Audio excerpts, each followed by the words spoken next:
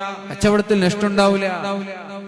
ഒരു കച്ചവടക്കാരൻ ബാങ്ക് കൊടുക്കുമ്പോൾ ഷട്ടർ താത്തുന്നു, എന്നിട്ട് പള്ളിയിലേക്ക് പോകുന്നു. നിങ്ങൾ വിചാരിക്കും കച്ചവടത്തിൽ നഷ്ടമുണ്ടാവുന്നു. ഇല്ല, നിങ്ങൾക്ക് കച്ചവടം അല്ലാഹു കൂട്ടിത്തരാണ് ചെയ്യുക. അപ്പുറത്തെ കച്ചവടക്കാരൻ നിങ്ങൾ പൂട്ടുമ്പോ നിങ്ങളെ കച്ചവടം കൂടി കിട്ടട്ടെ എന്ന് വിചാരിച്ച് പൂട്ടാതെ അയാൾ നിസ്കാരത്തെ ബന്ധിപ്പിക്കുന്നു. നിങ്ങൾ കച്ചവടം പൂട്ടി നിസ്കരിക്കാൻ പോകുന്നു, തിരിച്ചു വന്ന് തുറക്കുന്നു.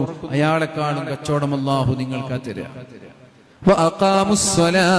നിസ്കാരം സമയത്ത് നിർവഹിക്കുന്ന ആളുകൾ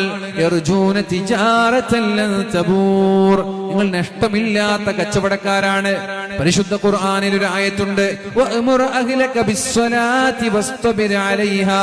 നിങ്ങൾ നിങ്ങളുടെ കുടുംബത്തോട് പറയണേ, ഭാര്യമാരോട്, ഭർത്താക്കന്മാരോട്, മക്കളോട് പറയണേ കൃത്യമായി നിസ്കരിക്കാൻ.